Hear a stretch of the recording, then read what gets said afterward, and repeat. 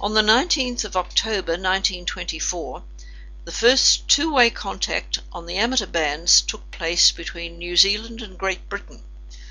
The New Zealand operator was Frank Bell, Z4AA of Dunedin, and he contacted Cecil Goyder, G2SZ of London. Here is one of Bell's QSLs, dated 15th of November 1924, in which he states that he was the first New Zealand station to contact Australia, America and Europe. Quite an achievement. And here is a QSL from Goyder himself, in which he records his various achievements.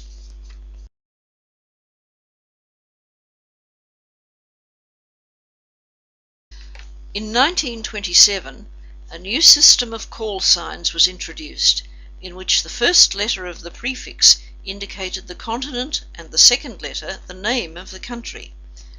Here are a few of such call signs called intermediates. New Zealand,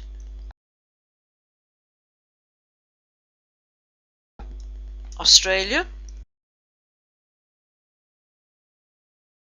Guam, all from Oceania,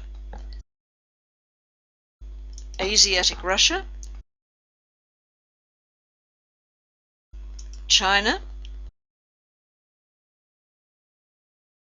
Japan, all in Asia, indicated by the letter A, Brazil, South America, USA, Canada, North America, European Russia, England, France, Belgium, all European stations indicated by the letter E. When we think about radio reception today, it is difficult for us to realize that in earlier years licenses were required for the reception of signals. Here is such a receiving license. It was issued on the 22nd of December 1921 to Bill Gronow, a well-known old-timer, then of St Kilda Road, Melbourne. He had to provide a description of the receiving apparatus. Bill wrote, type of receiver, crystal, earthing system, water pipe connection. A very fundamental circuit accompanied the license. Bill later took the call A3WG. Before the Second World War, certain radio amateurs in Australia were permitted transmissions on the commercial bands on Sundays.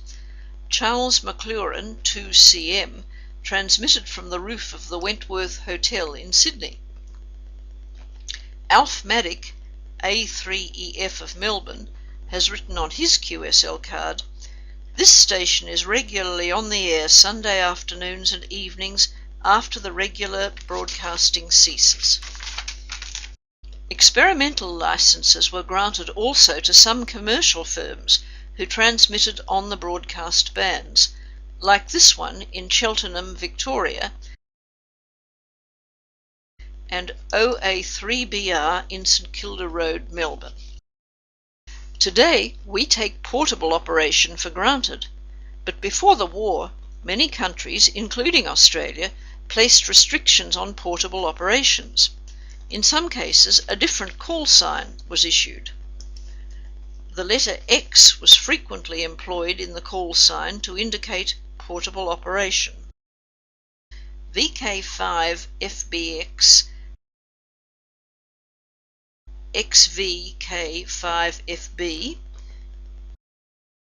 XF8RJ from France, GX2TM operating maritime mobile. The collection lacks a QSL from Guglielmo Marconi, but no doubt one did exist at one time in the form of a letter which confirmed his successful transmissions. We do, however, have the original QSL cards of several inventors, including those of Lauren G. Windy Wyndham, W8GZ. His single feeder Hertz antenna became one of the most popular in the world. Reg Varney's QSLs are here too. The G5RV is another popular antenna type, as is Dickie Bird's G4ZU antenna. Carl Mosley, K0AXS/W0FQY, was the inventor of the famous trap antenna, the TA33. The QSLs of our own pioneers are not lacking. The list is a long one, but one can mention Max Howden, 3BQ. He was the first Australian to make a two-way contact with the USA in 1924. The QSL of Alf Traeger, 5AX, is here. He was the inventor of the pedal radio and worked under the Reverend John Flynn of Flying Doctor fame. This QSL of the Flying Doctor service, VK8XT in Cloncurry, was made out by Vern Kerr, the station operator. The call sign was allocated to the Reverend John Flynn and was a portable call, the prefix VK8 not being allocated to the Northern Territory until the 1st of July 1960. Ross Hull, 3JU, a former vice president of the WIA Victorian Division, was a pioneer of the VHF and UHF bands. He was the first VK to receive signals from the USA. The Ross Hull Memorial VHF-UHF contest commemorates his work. He was tragically electrocuted in America while experimenting with early television equipment. Particularly in the 1930s, several radio clubs gained an interest in amateur radio.